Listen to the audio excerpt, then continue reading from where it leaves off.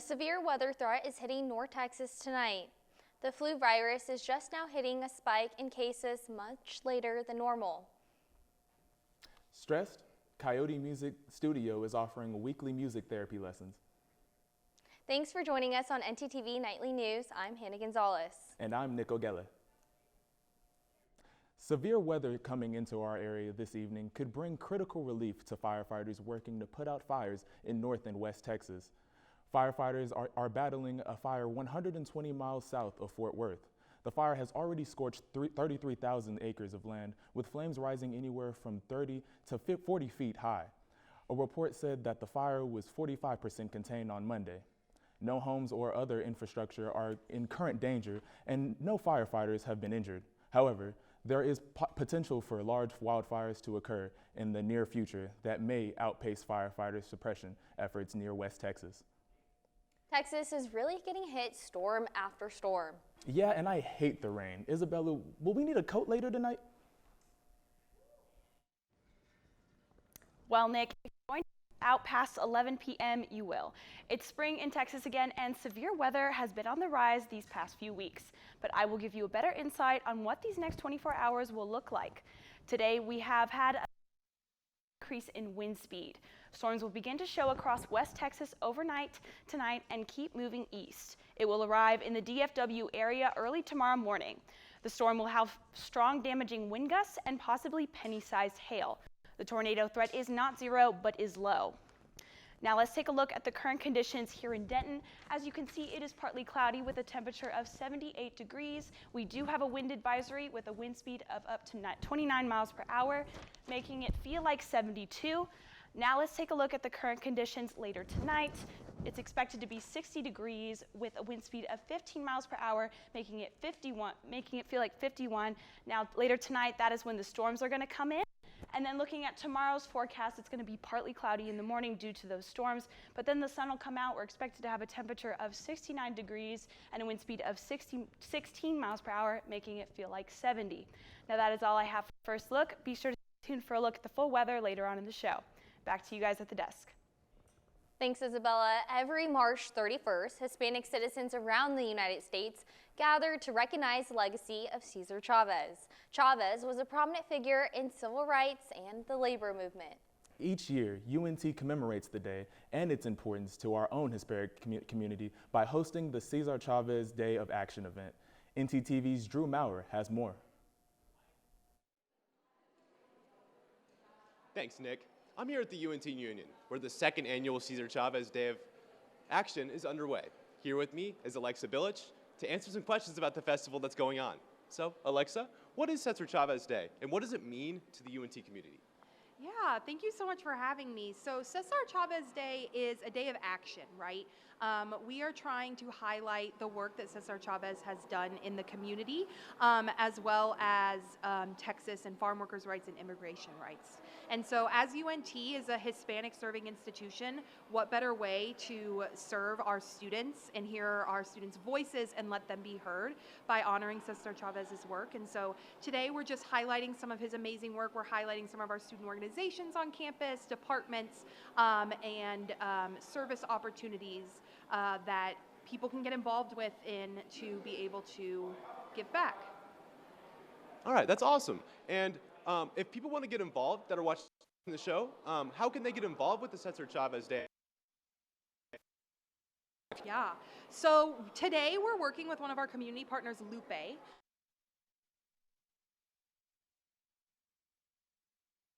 Thank you. And A Night for Ukraine is coming to North Texas with many talented musicians and dancers taking to the stage in support of the relief efforts happening in Ukraine. Organizers of the event are asking for donations with 100% of the proceeds going towards aid organizations. Don't miss out on A Night for Ukraine and show your support tomorrow night at 7 p.m. at the Scottish Rite Cathedral Auditorium. If you can't make it in person, it will also be streamed online on the event's Facebook page. Now, Russia has chosen to engage in peace talks. However, Russia has expectations. CNN's Chris Wayne has a story. A significant move on two fronts. Russia pulling back some forces from Kyiv and Chernihiv following the latest peace talks with Ukraine in Istanbul, with Turkey hailing the talks as the most meaningful progress yet. More than a month into the invasion, many crediting the underestimated resilience of the Ukrainian people. I do think that Ukraine is in a good negotiating position, much better than they would be had they not been able to push the Russians out of Kyiv. Paramount to Russia's change in strategy, an agreement on neutrality. A Ukrainian presidential advisor saying a meeting between Putin and Zelensky is now a likelihood. But the shelling of northern cities continued on Tuesday, even as the de-escalation was announced. Mr. Mayor, what was that? You have just heard an explosion.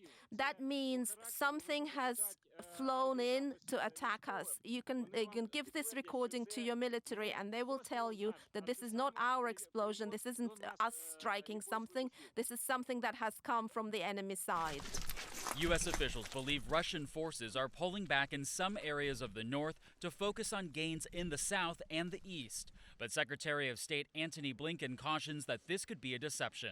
There is what Russia says, and there's what Russia does. We're focused on the latter. In Washington, I'm Chris Wynn reporting.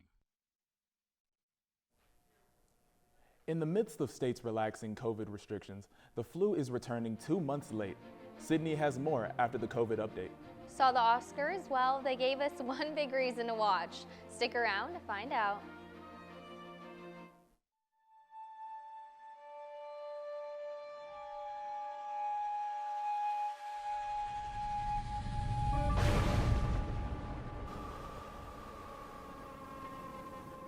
Near Sanctus Spiritus.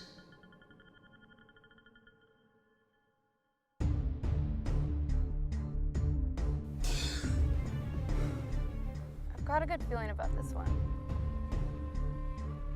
Hey, Maddie, miss me? Wait, Bud? What was that all about? An old friend. An old friend? Good to see you, brother. What the hell are you doing? That's your lucky day.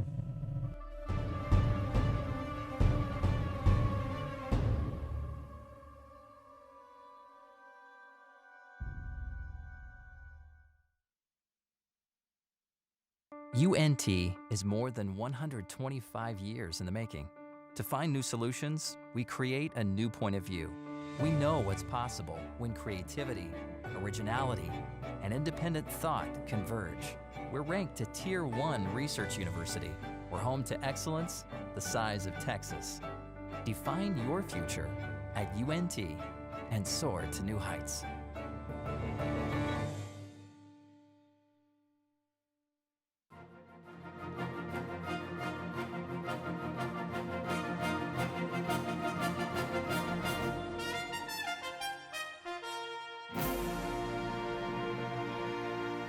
The CDC reported that the risk of dying from COVID-19 is 21 times greater for unvaccinated people compared to those who are boosted. These findings are based on data gathered in January during the peak of the Omicron variant. Officials also say hospitalizations for unvaccinated COVID-19 patients were more than double than those who were boosted with a booster shot. In the month of March, you'd think we'd see less flu cases. However, North Texas is currently experiencing an unusual spike in positive tests for the type A influenza. That's right, Nick. Flu cases and hospitalizations have been up week after week in Dallas County. Let's go to live reporter Sydney Jolivet for the full story. Sydney.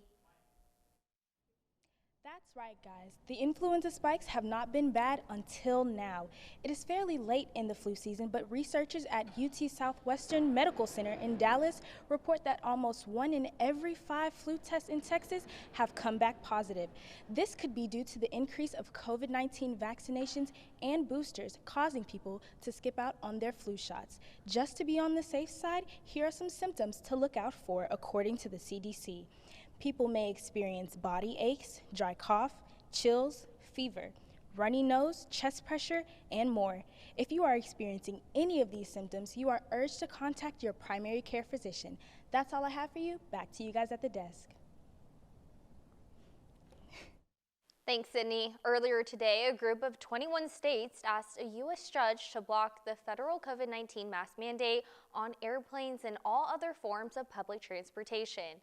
This is the latest lawsuit challenging the CDC's public health order that was put in place in February of 2021. The mask mandate is set to expire on April 18th, but a number of airlines like American Airlines, United Airlines, and Southwest Airlines are urging the government to end the mandate now. They say it has caused significant friction on airplanes with nearly 7,000 passenger incidents since January of 2021. While COVID restrictions for travel may be going down, prices for flights are expected to go up this spring due to high demand and skyrocketing jet fuel prices. CNN's Jen Sullivan has more. The spring break travel season is on, and experts say expect higher crowds and pricier airfares. Jet fuel is costing more, and airlines do have that major expense to pass down to consumers.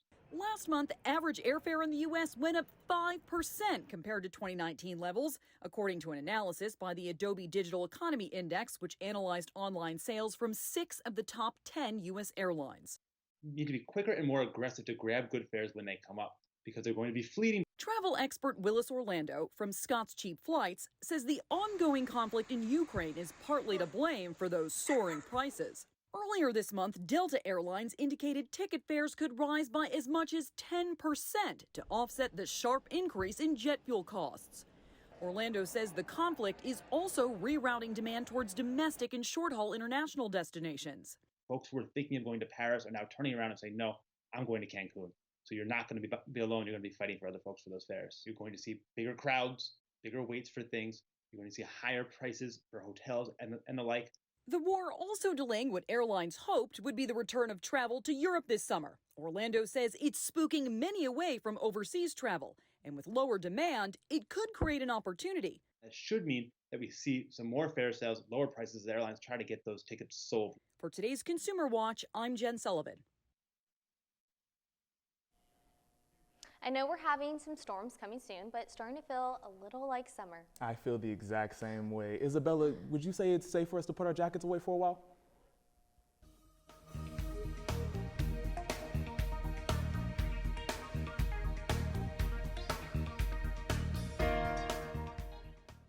Yes to your winter coat, but not your raincoat, not just yet. I'll elaborate further, but first let's take a look at the current conditions here in North Texas. Now, we've had really nice weather the past couple of days here in North Texas. We're staying in those high 70s. Here in Denton, it is 78. Over down in Fort Worth, we're at 76. Farther down south in Stephenville, temperatures are down to 75, and out west in Graham, temperatures are up to 78. Now let's take a look at the current conditions across the state. Again, here in Denton, we're at 78, so is Oklahoma City. Out west in Abilene, temperatures are up to 86 degrees. But funnily enough, farther out west in El Paso, temperatures have dropped all the way down to 71 degrees. Now let's take a look at the 7-day forecast for the week. As I said earlier, that storm's going to come through early Wednesday morning. We have a high of 76 and a low of 45 with a 90% chance of rain. That storm is going to drop the temperatures for Thursday to 68 degrees with a low of 42. And then that sun's going to come back out. It's expected to be pretty sunny for the rest of the week. We do have a 55% chance of rain on Saturday with a 12% chance on Sunday, a 25% chance on Monday, and a 55% chance again on Tuesday. It's going to be cloudy Tuesday with a temperature of 74 and a low of 57. Now that's all I have for weather. Back to you guys at the desk. Thanks, Isabella. With high winds pushing through North Texas, many people are experiencing severe allergies. But how can you tell the difference between allergies and COVID-19? Hannah, do you have any tips on how we can know if we're feeling under the weather?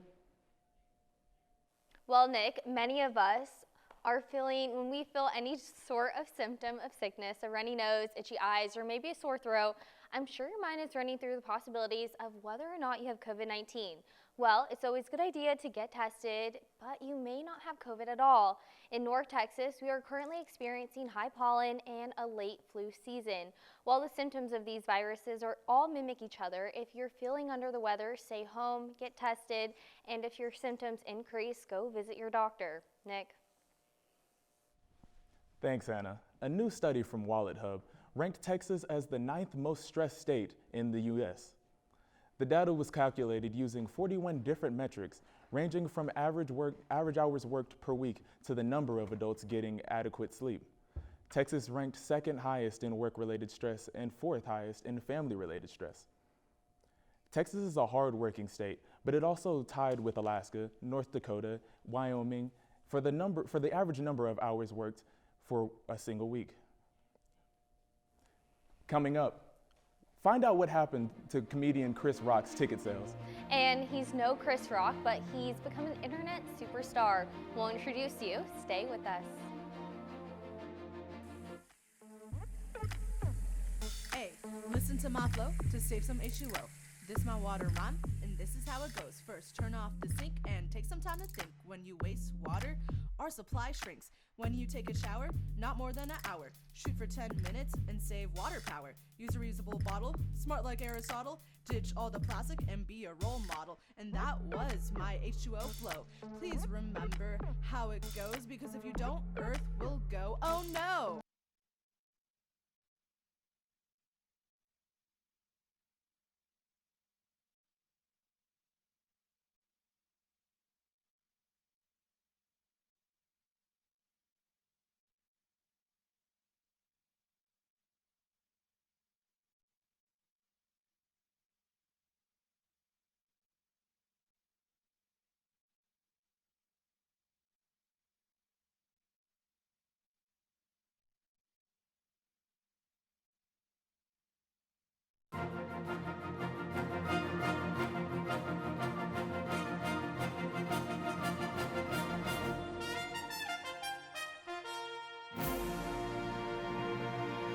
The moment Chris Rock was slapped across the face by Will Smith is being called the most shocking moment in Oscars history. But as it turns out, that isn't all bad news for Chris Rock. The comedian's tour has seen a spike in ticket sales. The increase in demand has sent prices from $46 to a minimum of $341. A pop on tickets. Smith has since apologized publicly for the incident. ntTV took a trip to the Texas Capitol, and our reporter Adria Valdez got the chance to talk to UNT Texas history professor to discuss the historic building's beginnings.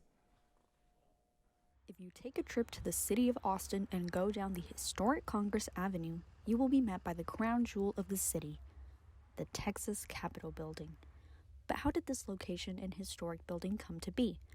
Austin is central. It has good water, good location. And of course, over the years, you get this fondness for it. It's the way things ought to be. The Capitol building underwent 3 different transformations, with the second building tragically burning down.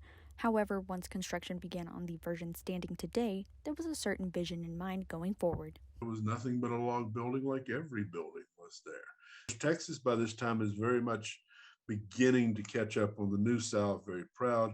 They wanted a Capitol bigger than anybody else. To bring this idea to life, Texas called on Chicago residents and Italian artists, offering them land in exchange for their services to create a building that made visitors look closer at the detail work. They want you to know what a great place Texas is. We are so awesome because look at our awesome Capitol building and the detail work, the beautiful carvings, the artwork that they've put in it, the artwork that they will put in it. Today, the Capitol grounds welcome close to 200,000 visitors every year, eager to explore the building. What started off as a log cabin in 1839 is now one of the largest state capitals across the U.S., including the U.S. Capitol in Washington, D.C. But as Texas grew and began to think of itself as modern, as civilized, they wanted a building that when visitors came for official business, they got that message. So the next time you visit the Capitol building, look closer at the detail work in every corner, not just inside the Capitol, but in the unique features outside, and bask in an important piece of Texas history. For ntTV News, I'm Andrea Valdez. Rescue crews and zoo experts in Florida saved a bald eagle. CNN's Sanella Bovis has more on how these heroes got the bird to become an internet star. These bald eagles have become internet stars. It's been such a great story. Thanks to a live stream camera, we've watched Ron and Rita build their nest in October and successfully lay 2 eggs, the eaglets named R1 and R2. Getting up to this point has been harsh. A storm knocked out their nest last year, killing one of their eaglets. The misfortunes prompting some help from Zoo Miami's Ron McGill and Lloyd Brown from Wildlife Rescue of Dade County, who have been following their every move. On Saturday, McGill noticed something was wrong. A fishing line was attached to R2's foot, preventing her from flying. That fishing line could not only cut off the circulation and tear her foot off, but it could eventually kill her. We had to make an extreme decision to go up to try to free her. And that's something you only do as a last-ditch effort to save her life. R2 managed to fly, but forcefully. Problem is, she still had the line attached to her foot. So rescuers went out to grab her again, brought her in to remove the line, and kept her for observation. Crews went out for a second time with their bucket to place her back in her nest, where she has been ever since. Now the concern is, after such a traumatic weekend, when will she fly on her own? We're very hopeful that she's now going to make a full recovery. Another hope of McGill's is that an important lesson is learned from this ordeal. Fishermen especially need to be aware of what they do with their excess line. Don't toss line. Make sure you contain it and dispose of it properly, because fishing line is incredibly dangerous to native wildlife. Researchers say the longest lifespan of a bald eagle in the wild is 39 years. Let's hope this bird is able to recover and soon fly on her own. I've got to say, Hannah, with the warmer weather we've been having lately, it's been easy to get outside and really work out. Yes, I agree, Nick, but staying in shape is about more than just your physical fitness. ntTV's Austin Hedgecoth has one way you can take care of your mental health right here in Denton.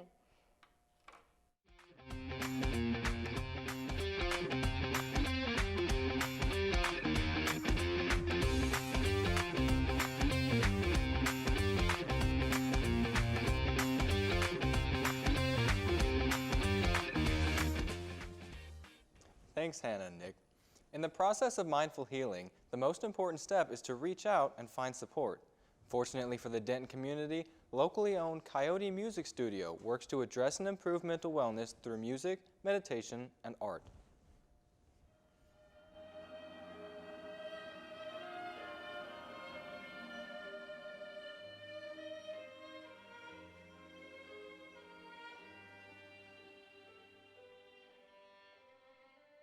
On Monday evenings, board-certified music therapist Tanya Blum guides participants through music therapy meditation.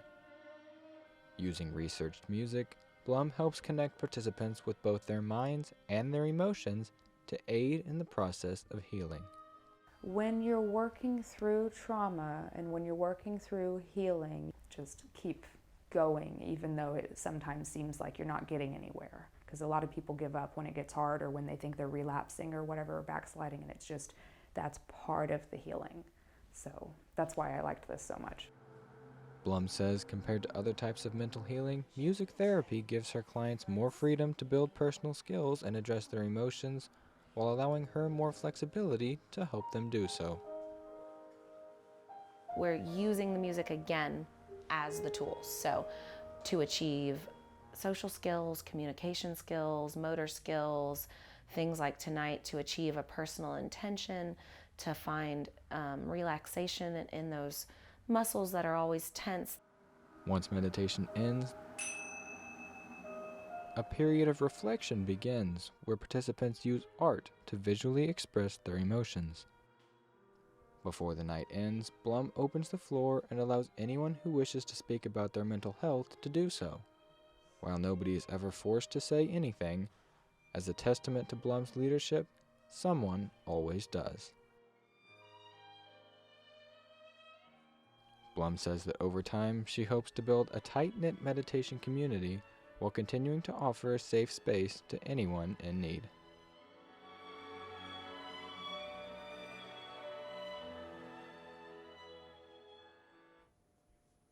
In addition to classes for adults, Blum offers one-on-one therapy sessions, private music lessons, and group music therapy for children and families. Information about the specific times, dates, and locations for each can be found on the official Coyote Music Studio website. That's all for Commit to Be Fit. Back to you at the desk.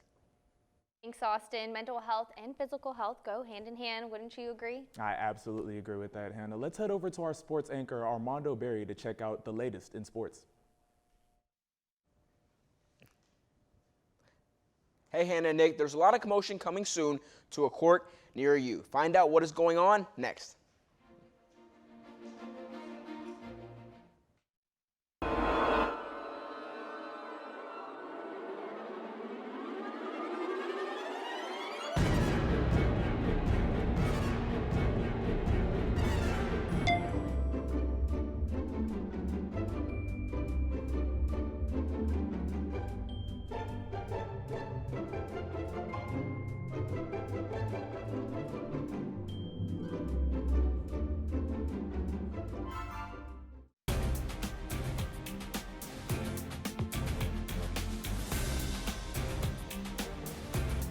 After losing their last 6 games in a row, the Mean Green tennis team found a way to win on Sunday in New Orleans. The victory was earned through some competitive doubles wins by Lisa Vavilane and Saki Oyama, as well as Jasmine Adams and Sophie Hamel.